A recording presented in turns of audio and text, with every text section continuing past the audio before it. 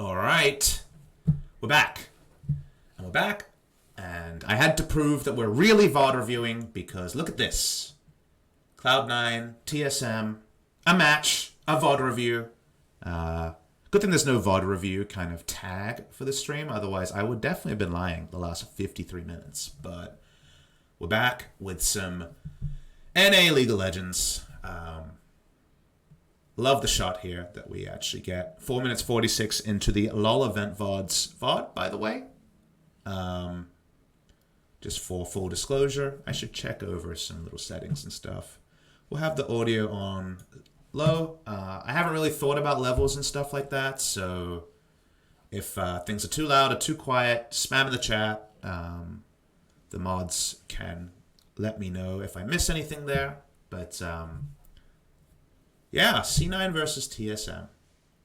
Before we get started, this is not a debate, but just a bit of context on how I want a VOD review.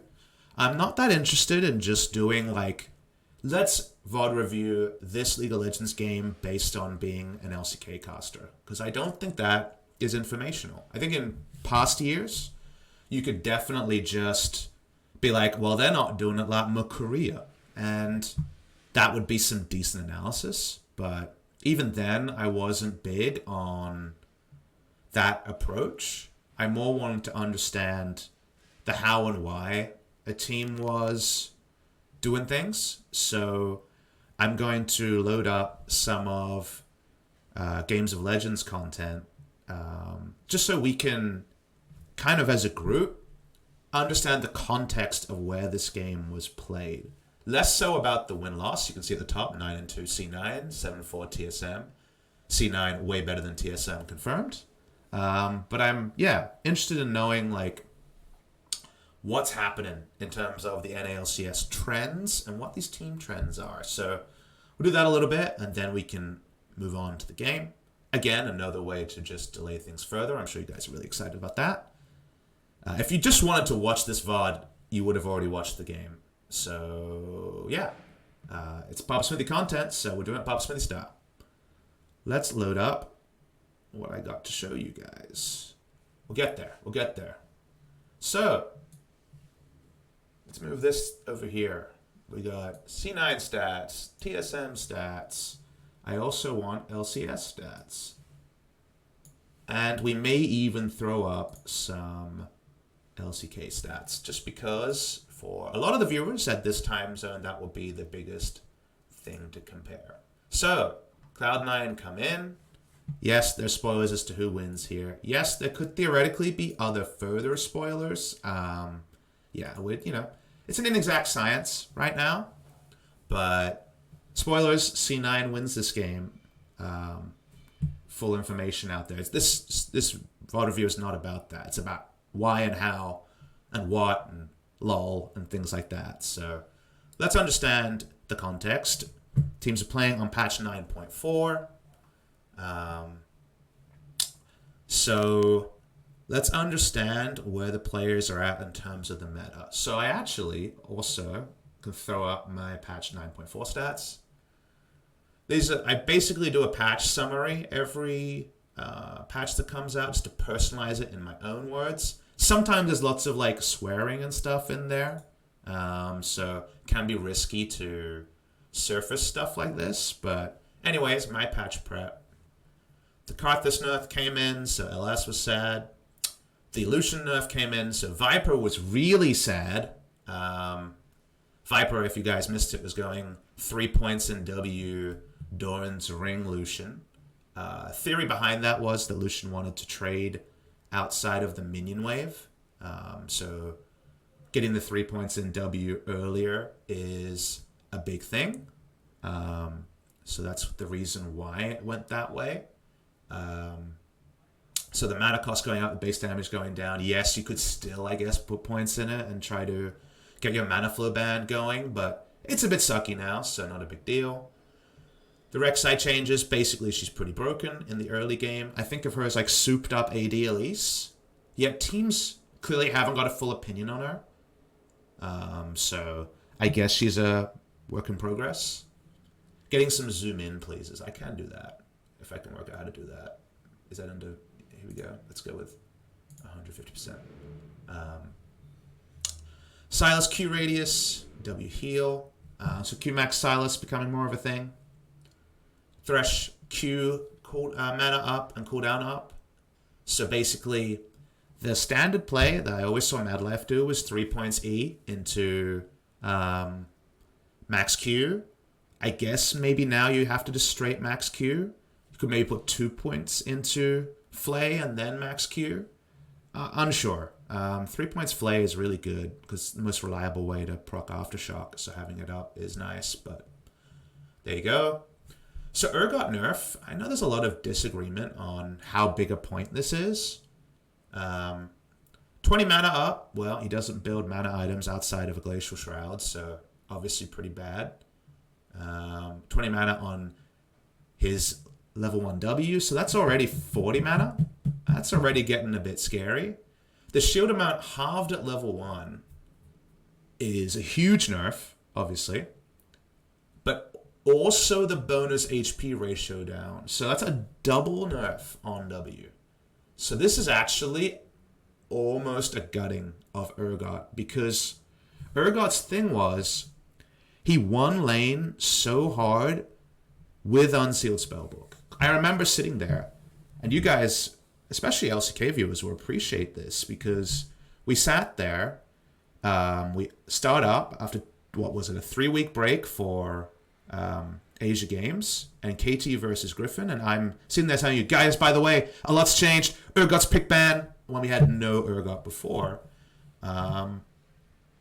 And I remember just asking pros, like just asking Korean pros around the time, how could this have come so fast? No, basically like, look, only one Trix played this champion, and we found out that basically it can win lane with Unsealed Spellbook, and then it wins harder with Unsealed Spellbook than if you took a damage keystone. And I was like, oh man, like that's double smite, that's flexibility, you teleport into ignite, that's so many different ways to impact the map. And they were right. I won both lanes, and it was super broken. So, yeah, that was a big Korean solo queue trend that Chinese players picked up on. They were playing in the LPL into the LCK final. That was a very big meta trend, and it's only really changing now. So remember, when we get into the analysis of this game and just patch 9.4 in general, there is no longer a first pick champion that wins top lane and wins it even better. Like it wins it with extra dessert because you take Unsealed Spellbook. And that changes the game in a lot of ways. That means that no longer will you have a top laner who wins most lanes or goes even at worst, but also team fights well. The replacement on that is Jace, who wins most lanes but doesn't teamfight as reliably. And that's already different. That has bigger implications in macro because it will apply to every team playing on 9.4. Can you lock in Jace first pick? The answer is always yes. You just have to click a button. Can you play Jace macro is not necessarily something that everyone is going to be able to prove. So anyways, Urgot, bigger nerf than people understand. Pretty rubbish champion now. Let's finish these off quickly. Yasuo nerf, small nerf. Zed buff, pretty big buff. I think it brings attention to Zed, but I think the power change, like you're losing what? Like outside of Edge Jhin cases, 30 AD in the late game, which is, you know, something, but the reliability, the shorter W cooldown, the Q buff is really nice for lane and game. Zed is a pretty, I would say it's like a, it's not power neutral. It's kind of a, you know, if I had to rate how much of a buff to nerf it is, it's kind of like 6 out of 10, but because of the timing and the fact that it's a flashy champion who has good matchups into some mid laners who are troubling, it's actually a pretty big buff because it's going to get attention onto Zed. So I think it's going to have a big impact, but it's not necessarily like right over buff the champion. That's what I'm trying to say. Conqueror change, pretty big change in a lot of things, especially champions that only took it to prep it on minions and then instant trade, like Draven, who no longer takes the rune. But another reason Rek'Sai is strong, direct buffed, and also has the Conquer interaction. Essence Reaver buff, Civ is happy about that. Azir buff, National's Tooth, and Azir is stoked about that, because as I said on cast, bonus attack speed scales on base attack speed, so hooray for Azir, he's way stronger. Gnar, more armor in MR. I'm sure this is a time when a lot of people in chat are going to, as I just play around with my tabs a second here, a lot of people in chat are going to laugh about this one because it seems really small, right? It seems like a pretty trashy buff because just a Mega Gnar buff, so like whatever, right? Who cares? Here's a spoiler. This is actually a massive buff. And PapaSmithy, why? Not so much about the Gnar. Like, yes, the Mega Gnar now in team fights is going to be a bit sturdier. That doesn't sound like a lot, right? But this champion is really reliably good at laning into Yorick Mari. It was played in Challengers Korea yesterday. This is the pick that non-Fiora players are going to play into Yorick. So this champion is going to be played a lot on patch 9.4. And he wants to build damage to have threat on Yorick in lane. So, because of that, when he gets into a team fight with his sick teleport, he's going to have more armor and MR. Well, how exciting. Gnar is actually going to be a pretty big champion this patch.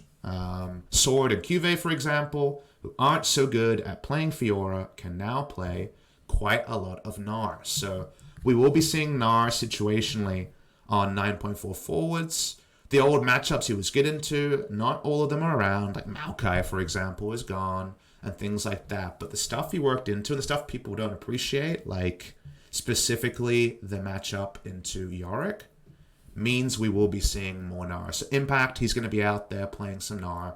Sword and Cuvée, maybe Cuvée will finally find a champion together. Gnar's back, and this buff helps. Hecarim buff is big for solo queue. This champion's pretty busted in solo queue. And the Sivir and Trundle changes. We might see some Trundle. I know it's still thrown out there as a niche counter pick. It's always kind of been biggest in LEC, or EU LCS, than other regions. But yes, we will see some Trundle, but I don't think that's that big a change for Korea. I didn't include the Rek'Sai changes in here. I just overlooked them when I was copying down. Basically, she's pretty reliable now. She went from having a 2 AD ratio nuke that everyone could dodge to no one can dodge. So, yeah, she's really good, is all you need to know about Rek'Sai. All right, that's my patch preview. Let's talk about C9. C9 like to play a lot of Urgot, and Urgot is removed. Relevant for this particular pick ban.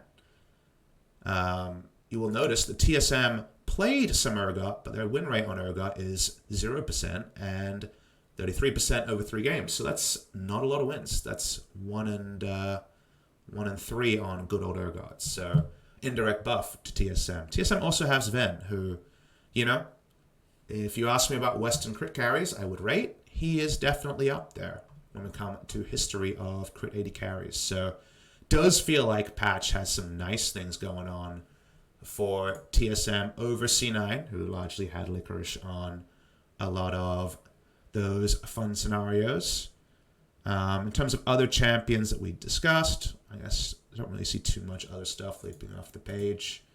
I've watched some TSM games. They definitely are working out their stuff. They're bringing in a carry top laner who played in the TCL, so that's never going to be a slam dunk, straight away. But yeah, what to say? And now I'm just excited to get going. So without further ado, let's first, before we go, check out some trends. So if you're not familiar with LCS, Lucian, 97% compared to 99%. It's the same as LCK in terms of presence. Ezreal up there in a pretty big way. Small sample size here, so the percentages can be less relevant. I'm comparing, by the way, presence rate and win-loss ratio between the LCS and the LCK, which obviously I'm the most familiar with. And looking for significant ones. Cassiopeia undefeated in LCS. That's a pretty good thing to know going into this game. Our Cassio started to really fall off, if you noticed.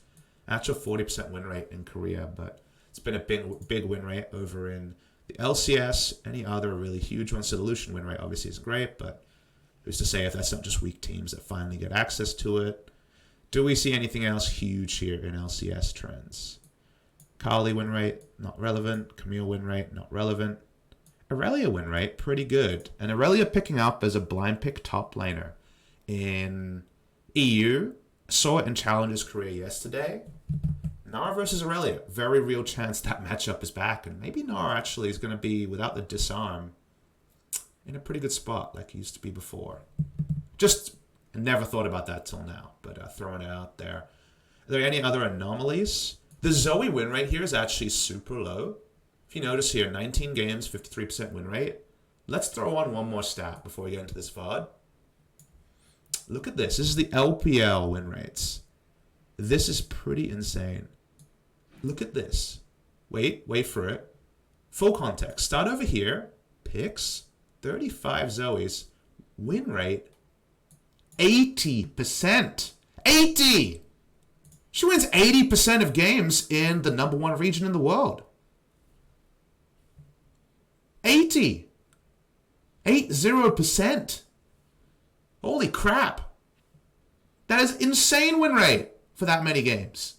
Insane. If there was more English broadcasts, like if we had 6 days a week and people watch the LPL, people would be talking on Reddit about Zoe more than they are. She was super good ever since the other Flex Assassins were nerfed. She was always going to go up. They're playing her on the patch when she's weaker. She has lane counters on these patches. They're on 9.2. She's stronger now. She's better. How high is it going to be this week, Razzleplasm? I know you're in chat. Yeah, 80%.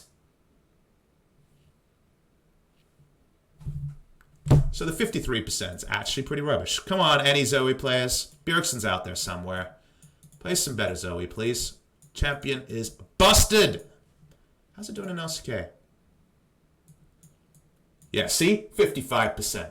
Korea better than NA. Anyways, back to my point. The other one people will want to mention, of course, is Olaf. Your boy Brolaf. He's having a struggle over in NA. What to say there? He's he's not doing so well. He's not doing so well, Brolaf. How's he doing in Korea? We get a lot of Olaf over here.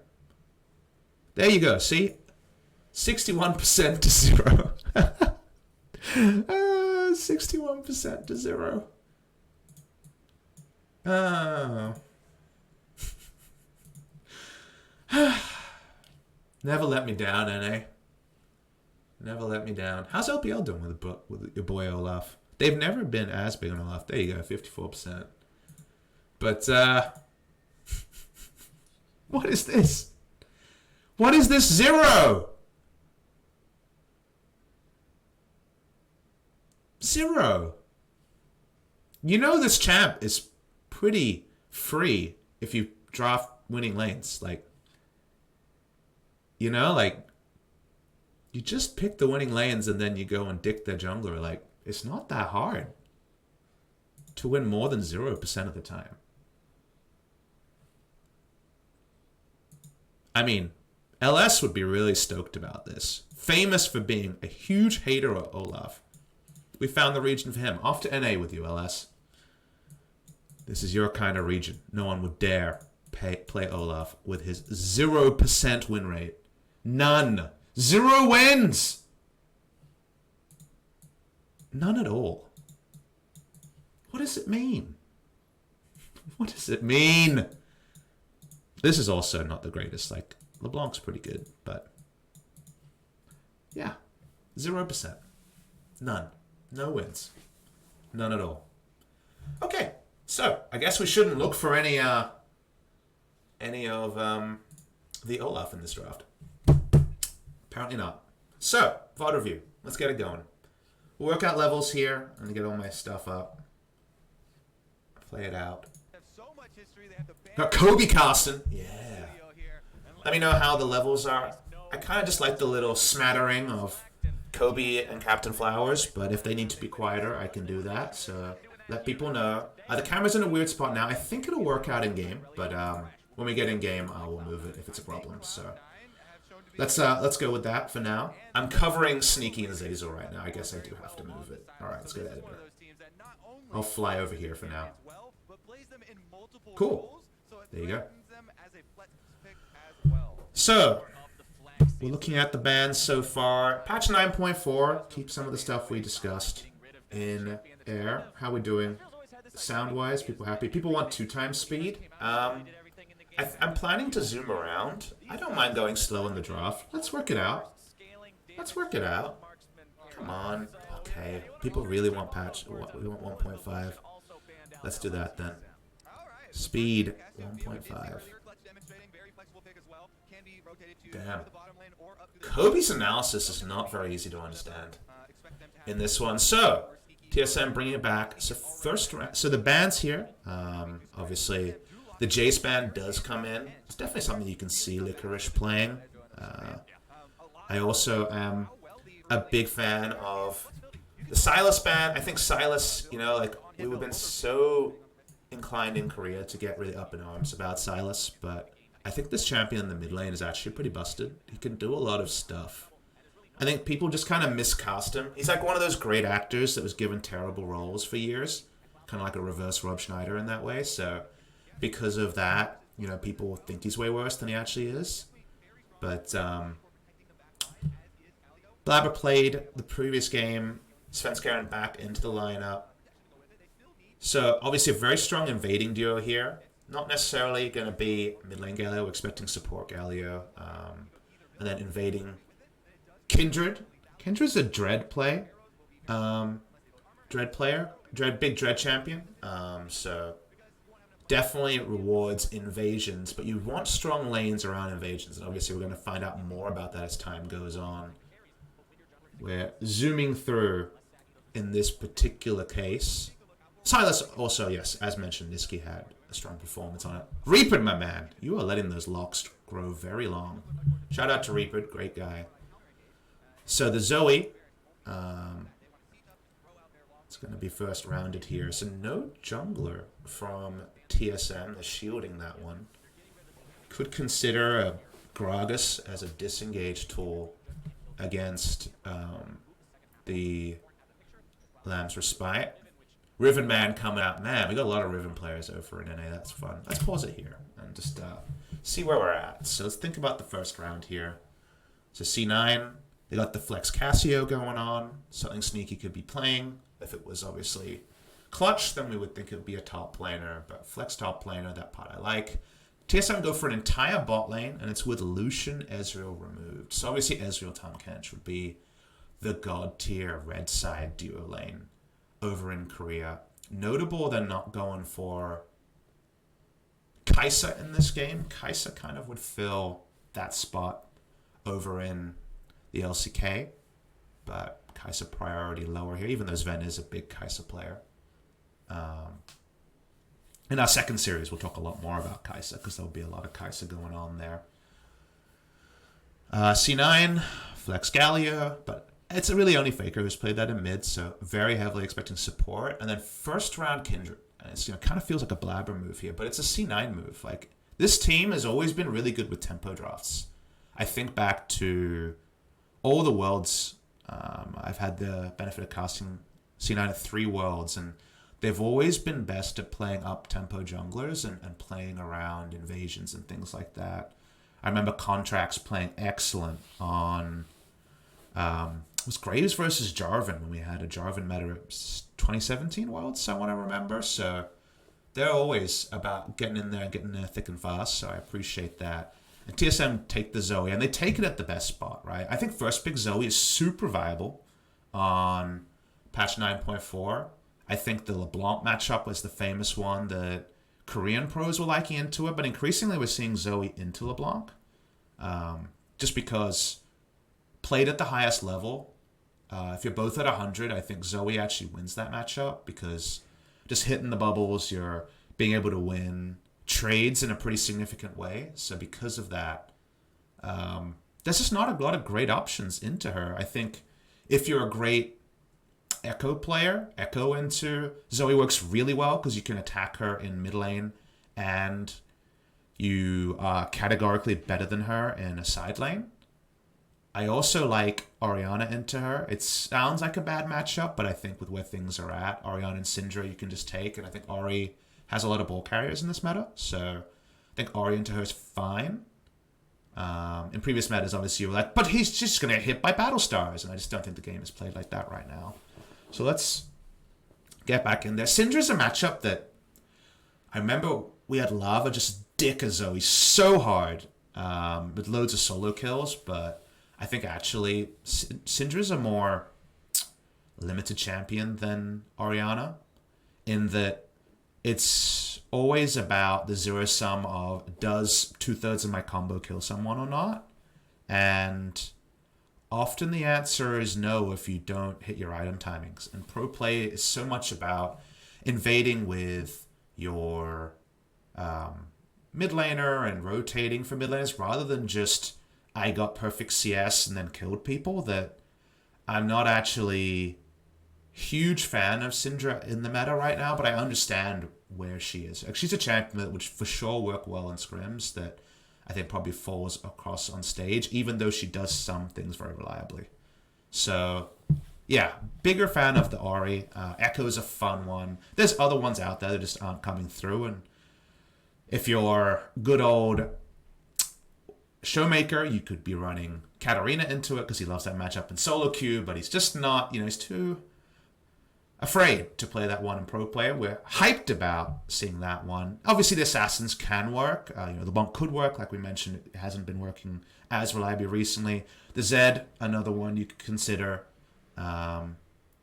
See Yasuo into it from time to time, but I think that one's probably going down the LeBlanc train of thought into being more Zoe favored. So, feeling good about TSM so far. We can resume the game.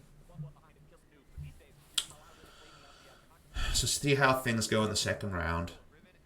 Looking for a jungler and a top laner. Ideally, a flex choice would be big here. A lot of Korean teams love Aatrox in this spot. Kingzone would take it. We already mentioned before when we froze, though, that the compositional answers to the Lamb's Respite can be big. And think of Cloud9. Like, if you just pause again. Oh, that doesn't pause. That actually did other things. Remember that right now, you're like, okay, team fight. When you see Kindred, Galio, and Cassiopeia, you're thinking team fight more than Siege. Still could change, still can pivot, right? But you're thinking team fight, and you see 3 mid-range threats that want to hard crowd control and play around an effective AoE. Let's make sure my webcam's in the right spot.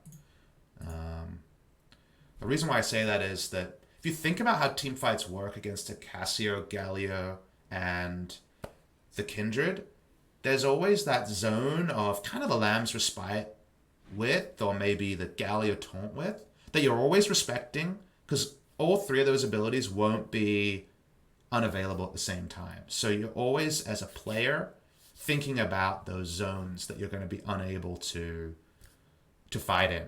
And because of that, you're like, all right, Lamb's Respite is going to be something we need to respect this game. It's something that we need to be able to disengage. And also, you look at what you have a Siege comp so far in Varus and Zoe, who are both very strong laners, who very often will win lane blind. Varus Tahm Kench, who want to park mid lane or rotate around. Zoe and Varus Siege doesn't need to be explained for the course of this stream. So, yes, you're not only a Siege comp, but what you have so far is Siege. So you're like, to win more often than not, does the enemy have a single identity? The answer is yes so far. They already have a team fight mid-range identity.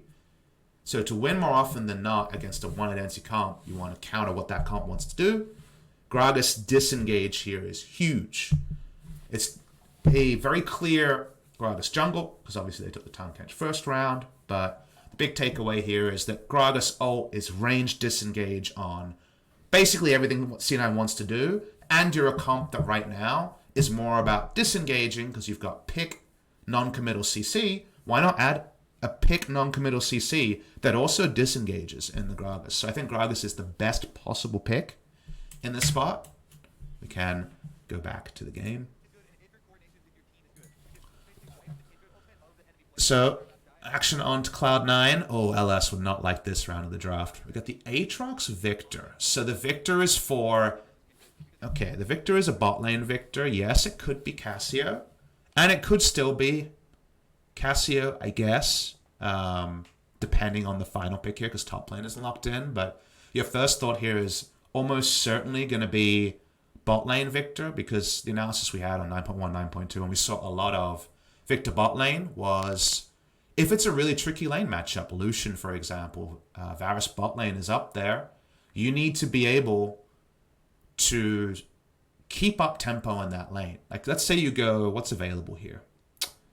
Kalista, Vayne, Kai'Sa. For the early laning phase, you are going to get your stuff pushed in. Like, you are definitely going to be pushed in this lane, and not having priority for a Kindred draft is usually a surefire sign that you lose. Losing lanes in a Kindred, Kindred starts solo invading, and then Gragas just body slams, and, the likes of Varus and Zoe are there to react first. So that doesn't allow Kindred to play her natural playstyle of invading. So because of that, you need to have at least kind of tempo, no true disadvantage in the bot side. So that's why we do see the Victor there. So if it is Victor bot lane, that's the theory there. We also have Sneaky, who was the first to play the Victor bot lane back at good old Worlds 2018. At least brought it back in a big way. It's always weird to say these things because someone always says, but Papa, I played in solo queue. I don't care. It's all more about popularizing. And while, there'll be times in the cast where I will reference what Dada did in Season 3, like, it's very fair for you to not care about that. That's more just about having an interesting nugget I want to share. We're talking about who popularized it in the last 6 months, about who brought it back into something that approximates the current meta. So shout out to Sneaky there. The Aatrox blind. Let's again pause for a second.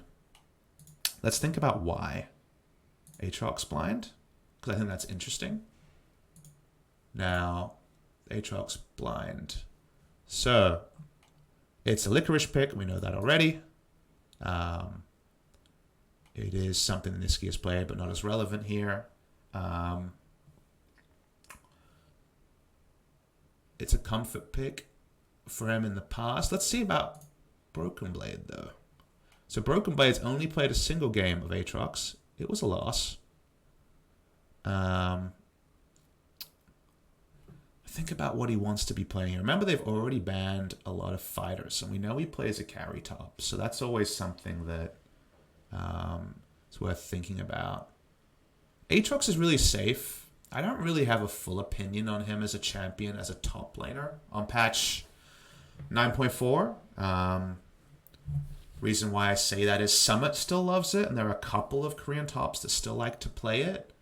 Definitely, there's matchups that really give it a bad day. So if you're Broken Blade here, this is actually an amazing spot. Amazing strong. Given your read on where things are at and the fact that you have some very strong lanes, isn't this a great spot for Fiora? Because then you have the God 4-1 comp.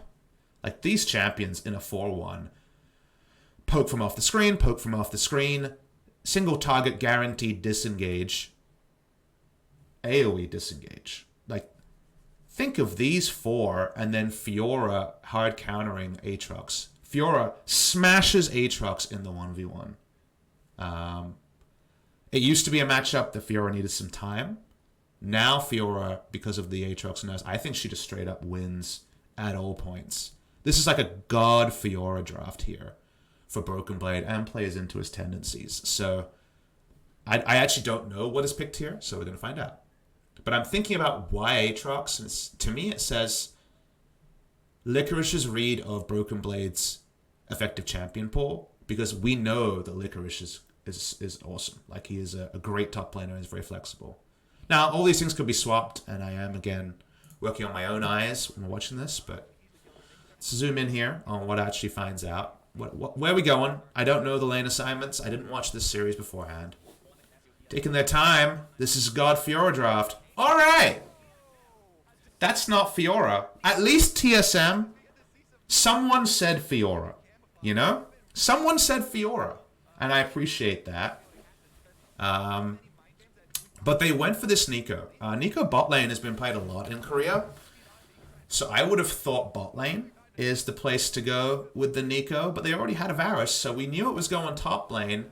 Shout out to Broken Blade, who says, yeah, cool Aatrox you got over there, mate. I'm going to be playing Nico. Nico, on-hit Nico. Oh, on-hit Nico is such a terror. We're going to have to move this cam, I'm sure. But on-hit Nico and solo queue, right when Nico was being messed around with, the on-hit build was the one I liked the most. The Blade the Ruin King Rage Blade or Rage Blade Nashor's build. We saw a lot of it in bot lane. I really thought we would see a lot of on-hit Nico in Kesper Cup, but the champion was global banned for a bit, so we never really got into a groove, and now no one plays Nico at all. I think on-hit Nico could definitely come out in the future. AP Nico, I think it's a bit trashy, to be honest. Like, it's okay, but maybe I just need to learn. So this is going to be a learning stream for us. We'll move this over here. I think we're doing all right cam-wise. Oh, we're missing out on the little ghost thing there. No, we'll just have to deal with it. Okay. So, let's watch the game, watch the setups, think about how this game plays out. So it's Comet Nico. People in chat are telling me it's not Rage Blade, which makes me really sad. What you will notice here is that it is Domination second. If you are playing a good old Nico on hit build, which again is like I'm doing my best Varus impression, like Blade the Ruin King and Rage Blade. Rage Blade Nashor, if you can get away with it. Definitely go into Domination second. And the thing we always see in secondary Domination is Taste the Blood and the Ravenous Hunter. Now, this is a duo of runes that people have run on different champions for a while, but first time I noticed it in pro play in kind of a ranged situation was Teddy running it. Halo Blades Callista. He had the Taste the Blood and Ravenous Hunter there for a bit more sustain in a tricky lane. The big thing is, I was watching Skara's stream recently, so shout out to Skara for this. The Ravenous Hunter and Taste the Blood duo of spells actually gets basically full value, or at least more value than it does when you first think about it, out of the third hit on W. That's when you max W, go for the on-hit abuse, get Rage Blade, and it's every 2 autos. You get actually pretty insane sustain out of the Ravenous Hunter Taste the Blood. And Ravenous Hunter Taste the Blood is actually super underrated. I think it's a pretty broken duo of runes. Like, it's like the god tier secondary compared to something like the utility tree. Glaywith in chat is giving me the full runes. Let's see if he actually has gone for Ravenous Hunter Taste the Blood. He has! Hooray! This is for my benefit for now, at least.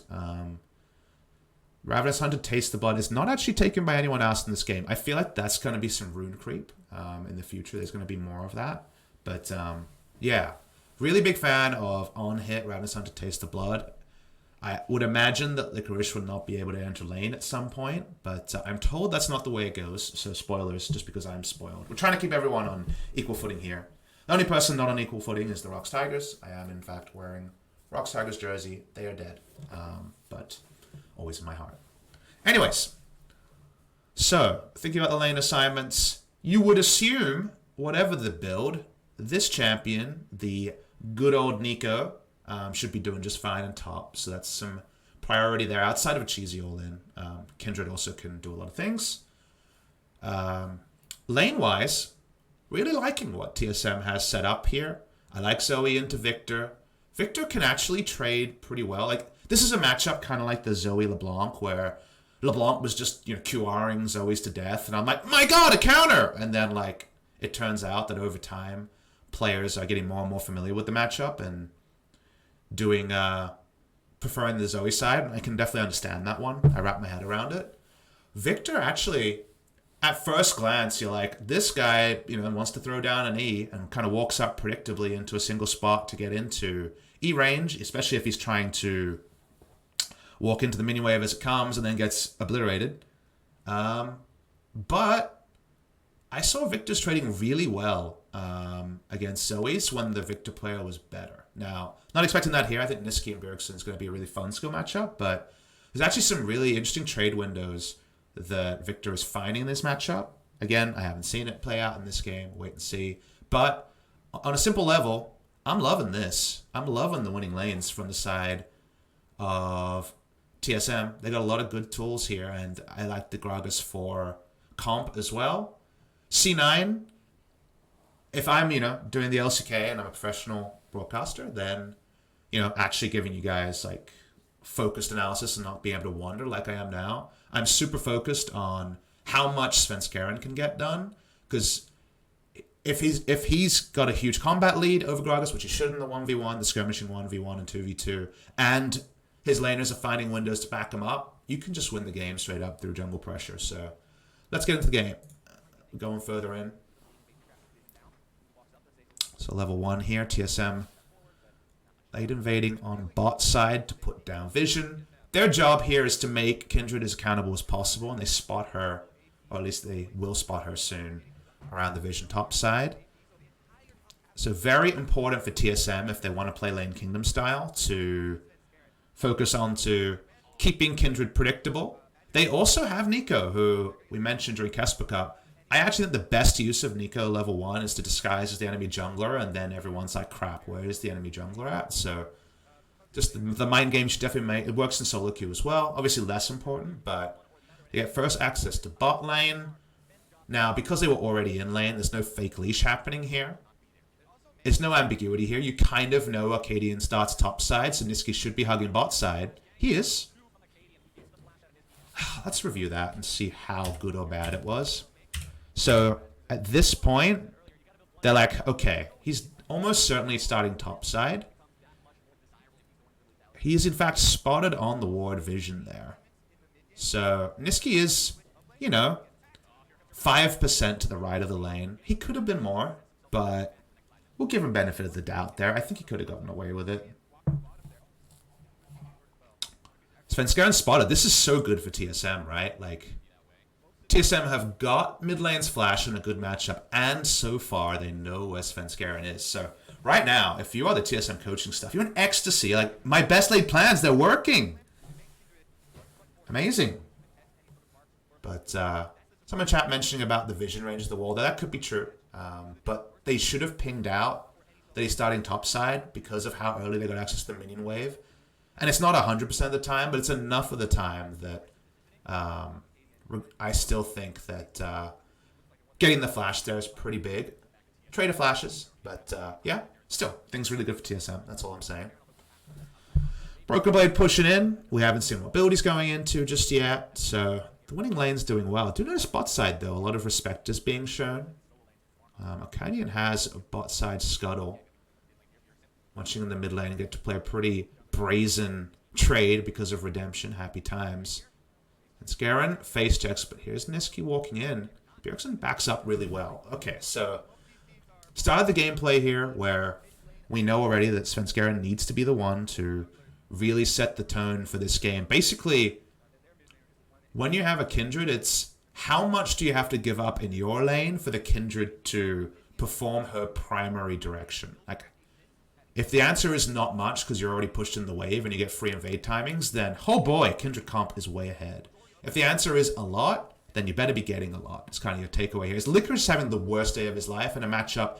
He's played like 4 or 5 times maximum, right? So turret plates are plenty, you would imagine.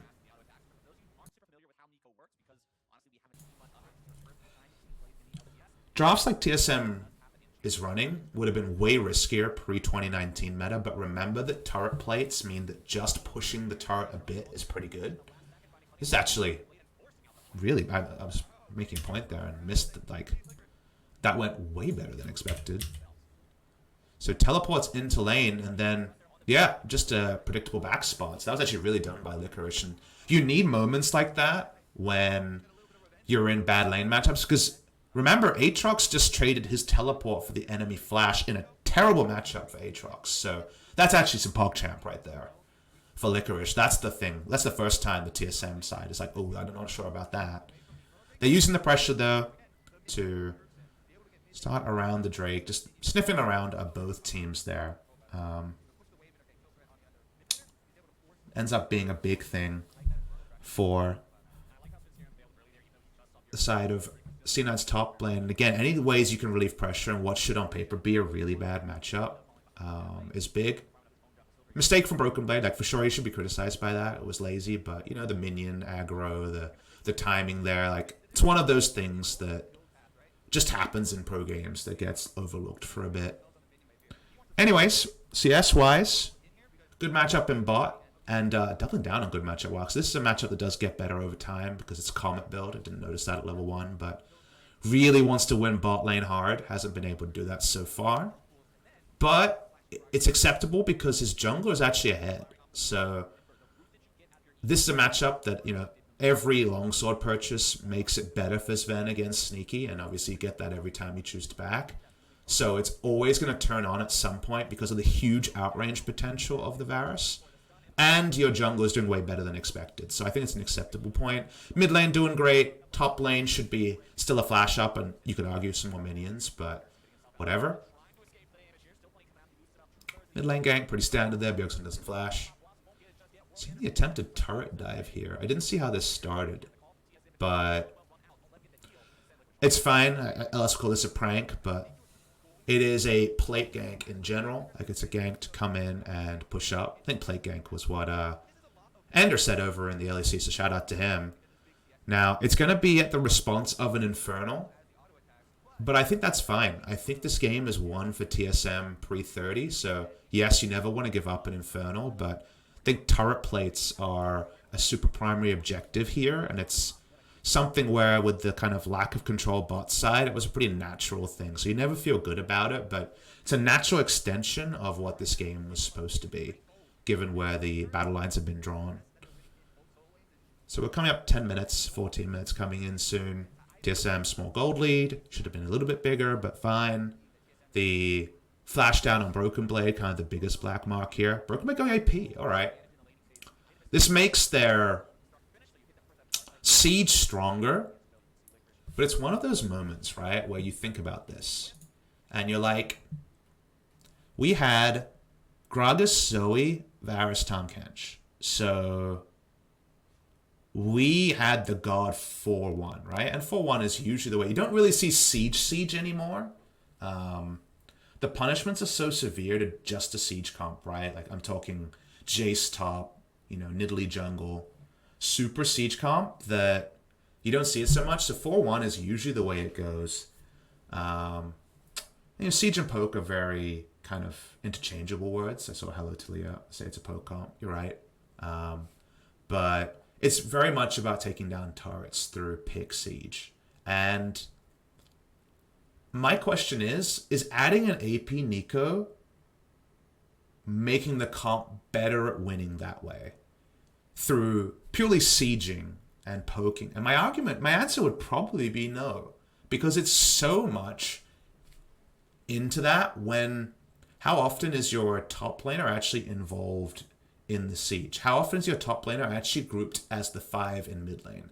Like if you somehow with pressure get control wards and Baron, sneak it at 20 minutes and then Broken Blade groups, then hooray, like holy crap, you're doing some insane poke damage. But to me, because of the teleport wearers, it's 4-1 is the more reliable way to play out a comp that started Gragas, Zoe, Varus, and Tahm Kench. If you have a Fiora here and you're pressuring in the 1v1 and forcing Licorice out of lane in the mid to late game while your siege is doing what it was picked to do, there's just no breathing room. But if you're all in 5 in one lane, there's like all the kind of, it sounds like a very roundabout reasoning, but what I'm trying to say is like when you're finishing off your team, remember this is a last pick into what appears to be ability power Nico, not on-hit Nico. Something that's stronger in the grouping and early laning phase rather than the mid to late game split push. You're against a poke comp. You have some engage. In this case, remember you already had Kindred Victor, you know? So your engage is kind of Aatrox, Flash Cassio, Aatrox, Galio. You're in a 4-1 comp and you're like, all right, we can't deal with this Fiora split push and this siege is really strong with double disengage. We have to all in. I know we don't have Malphite, but we have to all in. We have to, you know, go for it. All in, all in, all in. You get the engage off on the 4, and then Fiora takes your inner turret, and more often than not, you don't actually get the 4. You know, like the Tahm Kench and the Gragas do what it says on the tin, and that's it. It's over. You know, like you maybe get one person, you get none, maybe someone dies trying to flash in and get a sick engage. Meanwhile, you lost your inhibitor. However, in this comp with AP, my read is that TSM have to roll in as a 5-man unit if they don't randomly get a Baron. And again, you know, this analysis doesn't always apply. Sometimes crazy things happen. And when you do that, the enemy says, all right, get in there and engage on someone. And you've got 5 people to choose, and there's nothing else happening on the map. There's nothing else on the map that's working against you. So it's not damned if you do, damned if you don't. It might still be risky. It's still, all right, Aatrox Gallia, not the greatest duo of engaging. But if we get it, we win. Like, everyone dies. Like, we're on top of them. Whereas if they had a Fiora, it's, I hope also Fiora didn't push enough. I hope also we pushed out our sideways enough to make it all come together. And that's not present when we went for the AP onto the Nico. So just a bit of thought there. We'll go back into the game. But yes, early laning phase going to obviously be great for Nico. Gets a flash out of Licorice for his ult. Oh, not the longest cooldown. He's about to get a flash trade window. So I like that play actually from Broken Blade. So we zoom along. Again, TSM have just the strongest early game. Like, they've got Comet Varus, they've got Zoe in a good matchup. This Nico should be pretty hard to pin down. Has her flash back up. Has to use it too. I was actually unaware which one the real one was. Caster, by the way. Seeing the counterattack here, Smoothie had roamed up. Looking for the kill. I'm going to watch this play out and then see how it came together. So they eventually get the kill. Let's understand the communication that happened around this play. That's what I want to see. So, how this play happened. Tahm Kench at left lane before the flash play happened, right? So we're watching the minimap here for people at home. Tahm Kench at left lane. It's a recall timing for both bot lanes. Varus goes back and gets his Yomus. So Tahm Kench is coming to reinforce mid lane because it's kind of a mirror because Gallia had also left lane. Let's watch for the flash being blown. It's as Tahm Kench is in roam. So this is definitely a set piece play from Smoothie, saying I can respond to top, to mid to a lesser extent, but you can see where Zoe is on the minimap. So that's why Broken Blade takes an aggro trade, knowing that if Licorice ults and goes for this play, then he's going to outnumber. They don't know where Kindred is, so that's of course a risk they're taking here, and no one else can respond. But it's a proactive play from TSM on a proactive draft, so much more to talk about the proactivity of the team that's trying to take the game in the early to mid. You got to take some risks, and I don't mind this one from Smoothie. So Broken Blade plays up because he knows that Tahm Kench is in ult range. That part is standard, that part is good. I like seeing that. That's the aggressive mindset player in a good early laning matchup. We push forward, and again, if you're at home, we already saw this play out, so we're watching the mini-map. Watching how the rest of the play happens. Svenskeren sneaks in, comes in with a control ward, knows he could not have been spotted, and they have, as we know, no forward vision at all to TSM, so you can tell the siege hasn't been started yet because you need those wards. They defensive flash out, so we're watching here. They group up and ult in. Okay, so Smoothie actually solo ults while Gragas is walking. That's important to know. I wasn't sure if it was in the tummy situation. But let's see what the natural path for Gragas was going to be. Gragas took his Raptors. It's just taking away a counter jungle bull camp. That's the one that Svenskeren wants to take. He's just walking to the river, I guess, because he wants to see what's happening around the Rift Herald. They have pressure top lane, and it's a Rift Herald 10-minute spawn. But it kind of falls into the lap. They're there for the play. TSM's thinking about proactivity. So is Broken Blade. So I actually really like how this play played out. Yes, they didn't know about Kindred, and it could have gone badly there, but I think they prepared for it really well. And the impetus is on TSM. If you make that play when you have the scaling draft and then it goes wrong, then unfortunately you have to deal with fans lulling at you because you didn't have to do that. You chose to do that when there was a risk more than zero. You're not just scaling. But in this case, when you're saying, we really want to hit this mid-game running with our incredible siege comp, then I think you have the impetus there. So it's, it's a case of rewarding them for a good play where they make it. They're able to take a turret here. Bergson roams over. Actually going for some flexible lane assignments here, which is fine. Nico's better in a long lane than Zoe because she has the W escape and teleport, obviously. But there's a transferable point there. Gonna watch the replay here.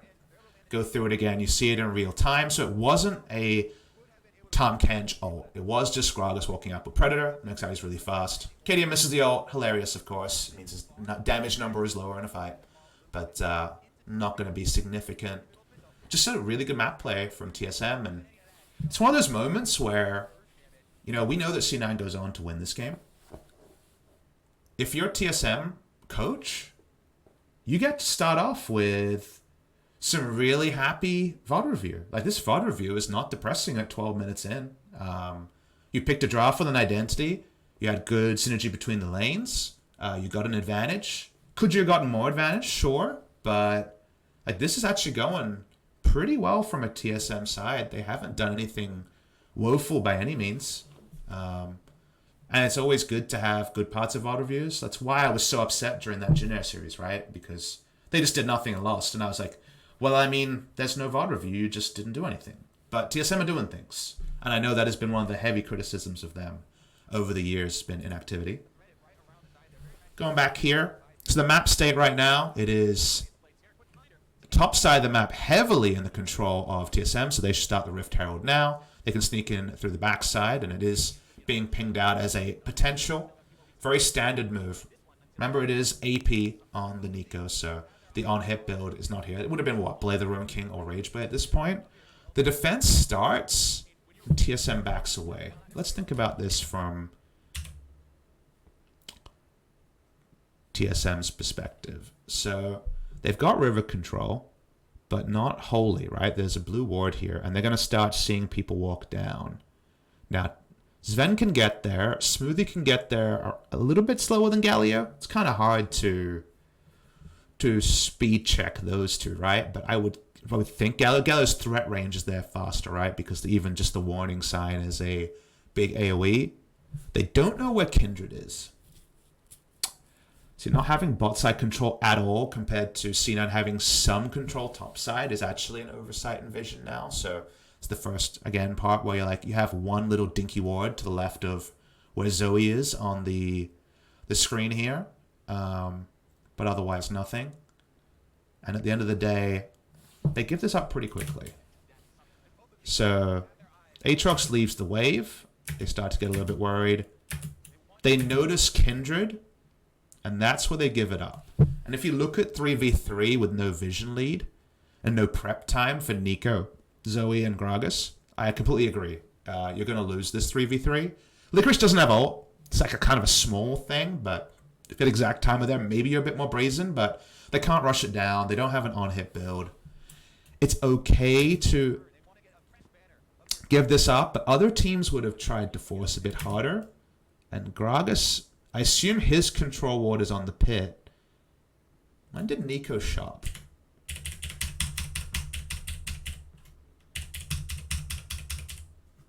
Oh wow, we went too far back.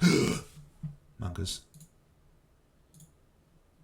We're going to have to reload this team, sorry.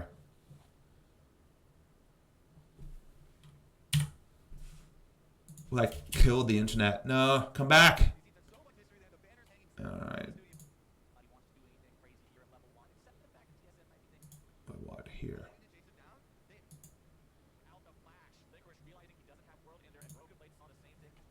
Alright, we're back. Sorry about that. We went back too far. So Broken Blade clearly had not backed in a long time. He didn't get a control ward, and that's actually a big problem here. Because when we zoom forward to where we were at, the wards are put down, they get the out trade, that's nice. No pressure bot lane in order to clear out any wards, of course. The recalls come in. Nico does have a control ward, okay. So this is the shop that actually happened. Nico got in, got the shop down. How do they lose river control on this play is what I'm not 100% sure of. Aatrox walks in. There's 3 control wards here, so obviously free Rift Herald, right?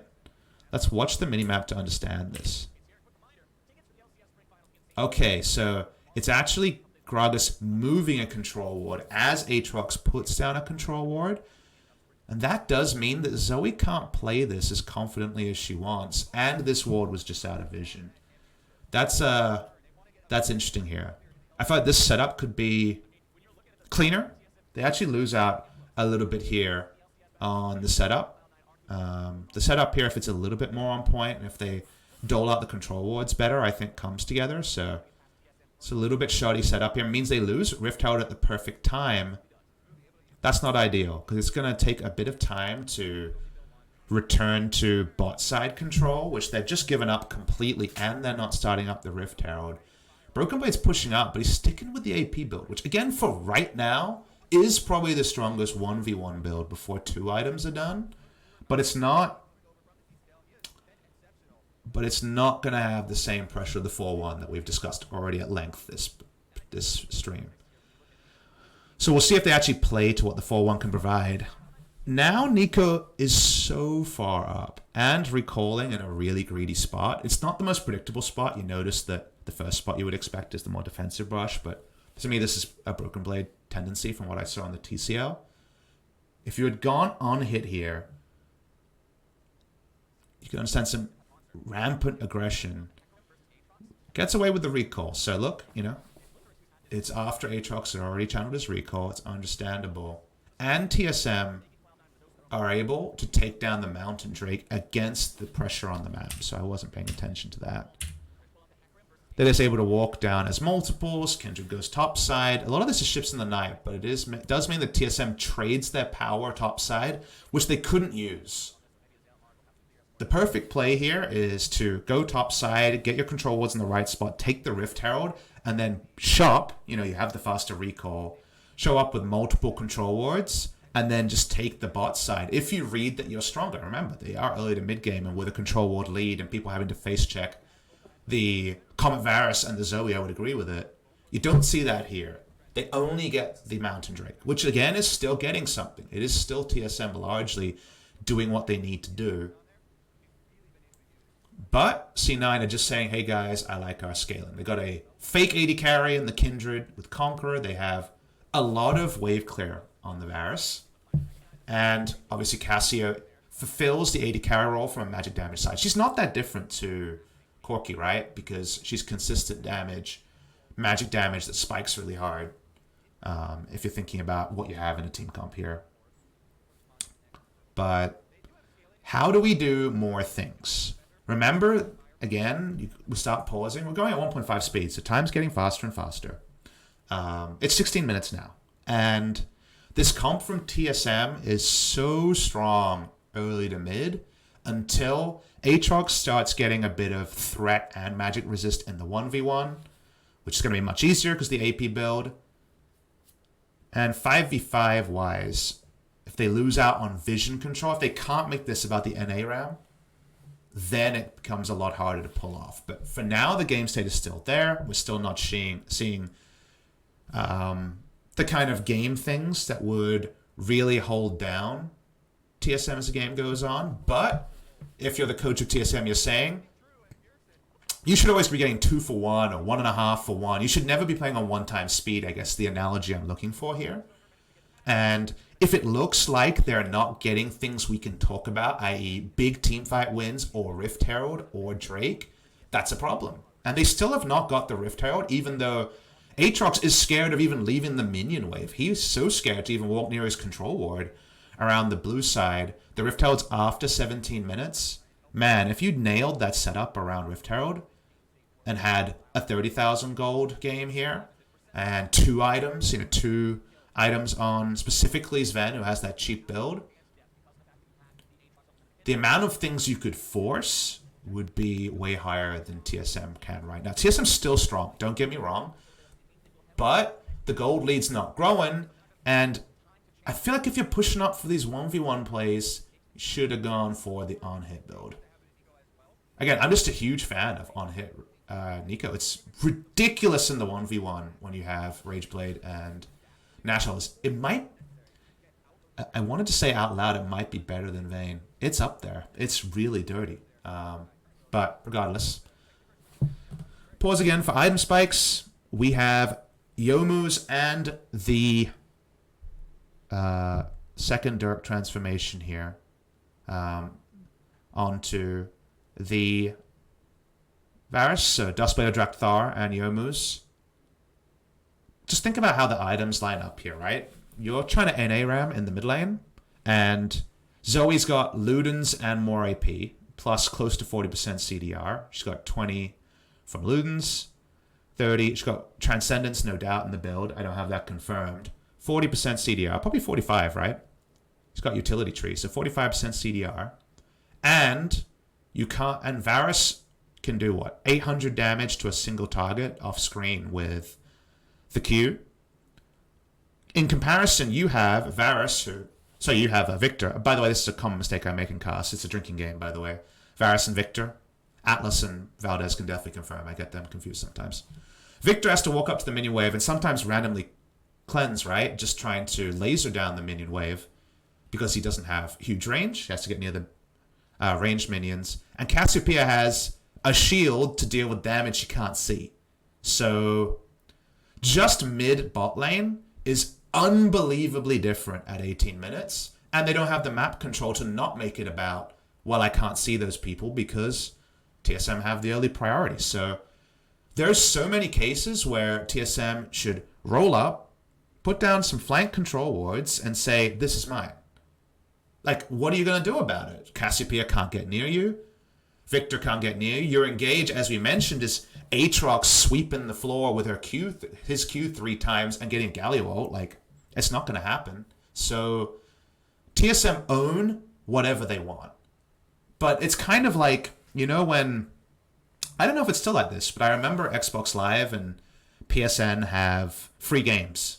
And, you know, it's like free game of the month is Braid, let's say. And then if you don't actually tag it by the end of the month, you can't download it the next month. Like, you have to, like, add the license to your account, right? TSM have to actually click the buttons. They have to roll up to these objectives. Otherwise, they don't get them. Like, they're not going to be there later. We already know that next month, there's Siege Comp that peaks in the mid game with a grouping top laner instead of a split push top laner is not going to find those objectives as easily. It's not going to happen. So they need to have found quite a lot by 25 minutes. And we liked their start up to 12 minutes. I'm there nodding that, yep. But at 18 minutes, I'm not seeing enough yet. And that's where I'm starting to get a bit worried for the side of TSM, is that nothing changed in 6 minutes that should have been theirs. They didn't have to be greedy. It's free. These are free objectives from how strong you are right now. But let's see how it goes on. Again, we know who wins. Is this going to be the reason? I don't know. But focusing on the game. The Rift Herald wasn't taken in the plate duration. It should have been with a better setup. They woke up and face check. They're giving up a lot of stuff here. I feel like the freebies have already stopped. Let's go back and understand why this goes badly. All right, that happened. They got a freebie in mid, so, you know, we can be glass half full here, but why does the laning phase end? Everyone's just chill on bot lane, and then we decide the laning phase ends. So I guess there was the mating call of the NA Ram shouted out there at 18 minutes into the game. Kind of a very weird time. At 22 minutes, I would get it. The bot turret's still up. It's Varus versus Cassio, and everything's still up here. I see Reaper's in the chat, by the way. Shout out to Reaper. We're talking about TSM right now. I'll flame you guys later. But I guess we've decided that the bot lane is over, and that we're going to go to the mid lane. And so, nice control ward set up here. So, C9 have found a way to get river control at 18 minutes. Without getting a kill, without getting a turret or having presence anywhere. Which already, as TSM, I'm like, I don't know if that was supposed to happen. But it did, so, you know. It's kind of like when you cast those Fiesta games. And you're like, that happened, and like, it was cool, but like, I'm trying not to think about it. again, we call it the Pirates of the Caribbean games, where you're like, well, those explosions were great. But C9, great job. They've been able to defend this objective. And now TSM already is getting into spots where they have to, like, again, they should still be smash and grab League of Legends of it's ours, let's get it. And already that didn't happen because they had to use Devour cooldown, also flash on Acadian, and they don't get any summoner. So a summoner trade down here and a vision disadvantage over something they want to face check is very questionable. Sneaky decides to just get in there and gets frisky, and that's just like a decision-making lapse there. He shouldn't be opening up onto anyone as his team is actually trading up when they're in a kind of a quirky game state before they can actually take over this game. Oh, we actually see it here. Okay, so this replay gives it more context. Sneaky's wave clearing. Sven gets the catch. We'll go back to the proactive side. Credit to Sven. We get the full information there. So Sneaky gets taken down. I guess shouldn't have been that close to the right side brush, given that they put all their control wards top, but otherwise it's fine, right? Still remember, the TSM haven't taken anything other than the first Drake of the game. Second Drake of the game. They lost the Infernal. So with Infernal spawned, the most important question now is, how does TSM make it so that they get an Infernal and C9 doesn't? And that's a very standard point, right? Of, well, we want the best Drake, right? But TSM, with their earlier scaling and their mid-game comp, we're just about to hit the mid-game, and just the way a siege comp functions is the way you get objectives as a siege comp is they get no vision, you put down control wards, and then something's got to give with Gragas, Nico, Zoe, Varus. They have 4 champions with hard pick CC from ranged, right? Like, they have so many ways to pick you if you try to come for the Infernal. Right now, we can see the map state. C9's got a control ward down, so that's nice for them. TSM's control wards, I don't have the cursor on, but TSM's control wards, you'll notice, are on the top side of the screen. They're on the top side. So they don't actually have the control ward lead for this Infernal Drake because they were contesting the wards that C9 had earlier. Speaking of wards, they have one active, one usable ward. There's 2 obviously in the inventory of Sven and Tom Kench. They have 2. There's also 2 available to Sneaky and Zazel. So the wards were moved but not replaced. Let's see how this plays out. Cadian doesn't have much to make a face check. But again, this should be huge trades up for TSM. What's going to play out?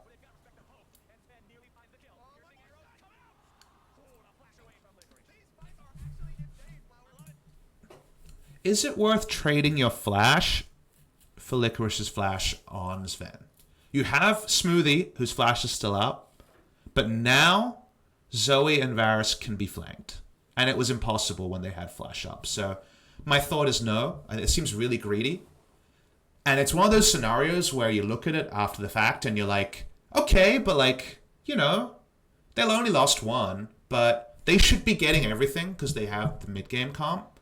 And they're trading flashes for exit kills that should have kind of been on a silver platter. It's kind of like if you're starving and you had many hours to order food and then the food delivery closed and you found a stale peanut butter sandwich. Like, yes, you can eat it and it's food, but like, you could have planned better is kind of what I'm thinking with how this worked out for TSM. Like, they should still be getting everything, and they're not seeing that right now. We'll play it out.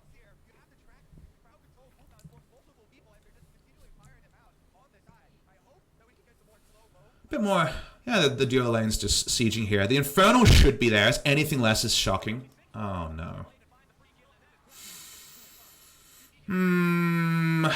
Okay. Okay, I'm tilted.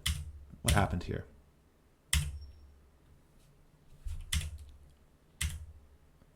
So, Sneaky, low health, but is able to what? I guess life leech on the way. So is Svenskeren. So this is really tricky by Svenskeren and Sneaky. How many other jungle and mid laners would not have backed there? Like, who made that call? Reaper's in the chat. You can let us know. You have access to the comms. Who made the call here for the wraparound contest on the obvious Infernal. Because this is what you want to do, right? You want to take the Infernal, you got the poke comp, and yes, you could have done it better, but you did poke them out. It's really smart to contest this as Svenskeren and Sneaky. Sneaky's ult's back up for this play. So this is actually really inspired play. Sort of thing that you just wouldn't focus on. And then suddenly, what has happened, chat? You can tell it from the minimap here. What has happened? If you notice, the siege mages of Zoe and also Broken Blade on the Nico are within circles of Cassiopeia and Kindred. They have in fact been flanked, which we already talked about should be impossible in the mid game, but it is possible because of the flank here and because they don't play around the flank, which I think is fine. I don't think anyone else makes this play of flanking with your life-stealing through the jungler and AD carry or bot lane carry. And yet, they get fine. So this is inspired play. This is where, instead of being like TSM lull, you're like C9 PogChamp. Because this is really smart for them to make this flank play. Again, go back. Remember what happened last time they were on screen. They had this crappy fight that went a little bit better than expected. Gragas is dead, as we know. But, again, remember this play of Gragas is dead, so we know they don't have Smite, and yet they're going to be on the Drake. And then on the left of the screen, you can see that C9's jungler, Svenskeren, no ult, no flash, soon to have Smite, 50% HP. And they've lost mid-control, because of course they have, right? They're against a really strong mid-control team. And then Sneaky, to his credit, has a lot of mana. If he doesn't have mana here, I don't think they make this play. But I'm assuming he has Ravenous Hunter as well, because hooray Cassiopeia. Not going to have any stacks of Ravenous Hunter. It's just 2.5%, right? Maybe, no, one stack, because they took down Arcadian. I assume he was involved in that kill. I don't actually know. We got Reapered in the chat here. Like, oh, let them hit Dragon. Are we going to kill Cole from kind of everyone? All right, so it's a team call there, not just a solo call. Thank you, Reapered, for that. But just the call to stay on the map here is really smart coming through. From the team. They come through. They get a little bit of lifesteal from Cassio. Watch that Cassio health. Oh, yeah. The health going way up, baby. Gets about 300 health back. And then they flank. They flank the Siege duo on this side. This is really smart by C9. And it's where TSM's skipping of steps and inability to take the Rift Herald earlier and like take everything they should have had every time earlier, really take them down. So nicely played by C9, as Azel randomly dies. But again, remember that in almost every scenario, it should be hook, line, and sinker TSM, and then like, don't worry guys, we got the scaling from C9 in the first 20. So yes, someone dies on the end of it, but it's still overall an infernal for one. They get Arcadian, they lose eventually their support, but importantly they get the Infernal, which is still worth it. So I'm not saying C9 is perfect here, like they definitely could have been a bit more respectful, but Sneaky comes in, super proactive. This is really great. Like I love seeing that flank play. And now the map state changes. Because now it's 22 minutes, Baron has spawned, you're kind of licking your wounds, right? You're licking your wounds a bit because, as TSM especially, because you're like, oh, we went 1-for-1 and we didn't get the Drake, and we didn't get as much earlier, and what the hell, how does C9 have 2 Infernals when we drafted 3 winning lanes? But you still have to be about the now. TSM's comp focuses on the now as a general identity. And C9's has now got 2 Infernals, but you still need to be making that first skip in. Like, you still need to be skipping over the wall as Kindred. And yes, you might have to W and skip back over, but if you just allow this game to go on, all your win conditions and your composition kind of falls apart as identity. Keep playing. It's not impossible for TSM to win team fights, right? Because of the low team fight engage, but that's not what you drafted for. So we're not going to give anyone a participation award if you win by just sheer outplay, especially not in a match like this between top 3 teams. Huge gold lead for the Zoe. Holy crap, it was 2,000 gold lead for Zoe. That's huge. Again, someone who she pops in and no one can interact with. That's the nature of her kit, but also like portal jump isn't going to be even the only thing. You can be pretty unscathed as Zoe in this game. Zoe is insanely huge. And Sven's items at this point never get better. You're never better as a Comet Varus than you are with the Yoma's Ghost Blade, the second Dirk item completion. It's just slipping my mind again and again, but of course we're talking about the Dustblade of Drakthar and a third Dirk. Like, yes, you can build more items, but these two champs, Zoe and Varus, are just a win if you have good macro and flank wards. But C9's trying to force around it. They're trying to, in the disarray, make things happen. And that's one way you can deal with a comp that if it loads up in one lane, you can't answer, is make things happen elsewhere. Should that be possible? My argument is no. Because you should have taken down earlier objectives and got river control. You never have to give away charity as TSM, but the charity of 2 Infernals and some kills has gone that way. And now sidewave matchups get a bit more tricky. Licorice walks up.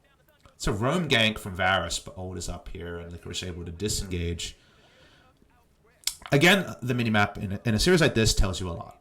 Like, control wards don't have any identity on TSM. And if you have the earlier scaling, it's kind of a caster secret. If you're an aspiring caster at home, you often will know which comp spikes early and which comp spikes late, right? That's a pretty simple thing. Thanks, Reaper. I appreciate that. But as a caster, when you're inspecting whether it's working out for the team, the control ward line is often really important. Because if you know how the comp wins, they have to set up for it. Otherwise, they're just not going to randomly do it. You need the control wards to make those plays. So if the early mid-to-game siege comp doesn't have siege wards anymore and isn't proactive about setting up places to win, i.e., okay, things went away from us, let's get control wards around Baron and then bait it. And they're going to face check a bubble.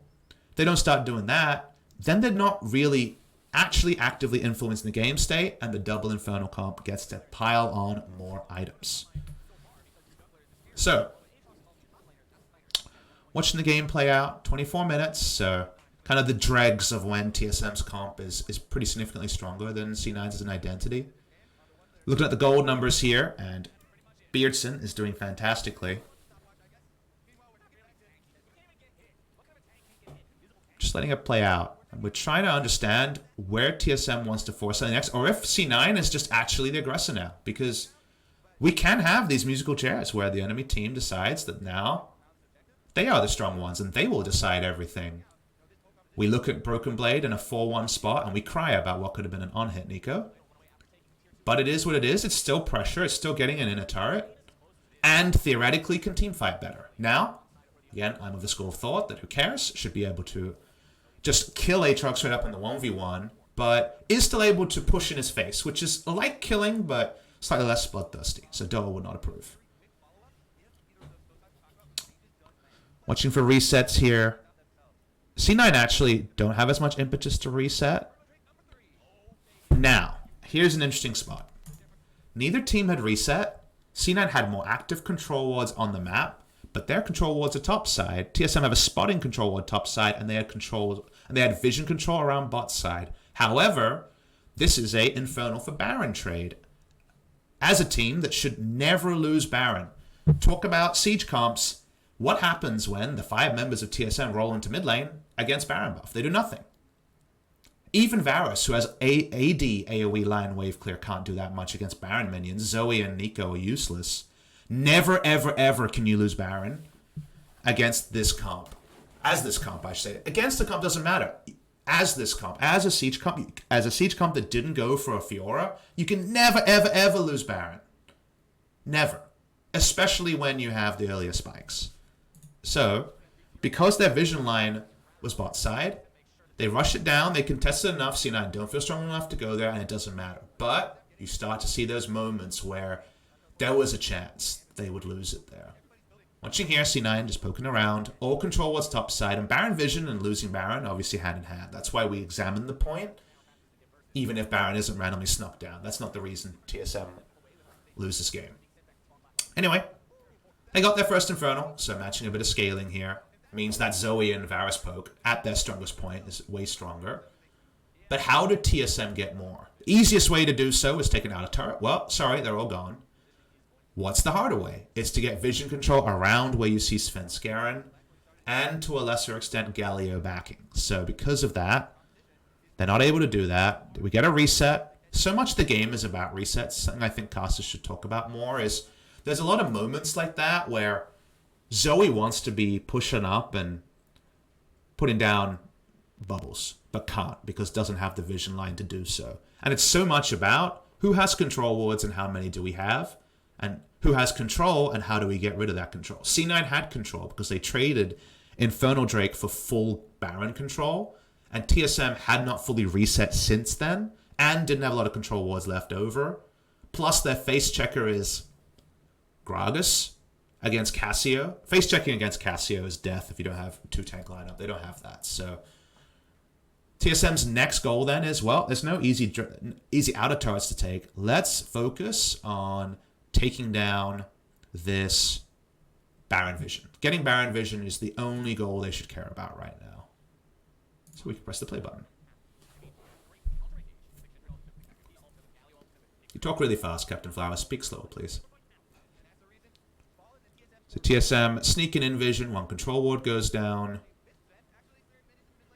Sven has... I'm not really sure about still having the good old... That's a pretty big issue right now, is that he has no control wards. And he's always next to Tahm Kench. Or I should say Tahm Kench's always around him. So 2 control wards, way better than a Doran's Blade here. Never mind. We're not going to focus on that too much. TSM see Victor pushed in mid lane priority. Shout out to Vedius. They get a catch. Great play by TSM. Awesome play. What happened here, I say? Because you just see some ults being thrown out. Like, nice ults, by the way. What happened in this play? TSM desperately wants Baron control, but they can't have it because they have no mid priority and they don't have Baron vision. So we play it out. What happens here? They get a poke out. Svenskeren's out of the mid, so they know there's going to be less people there. They roll down with a million line spells to push it in. Mid priority is shown as the minion wave is now pushing to the place where the outer mid lane turret would have been.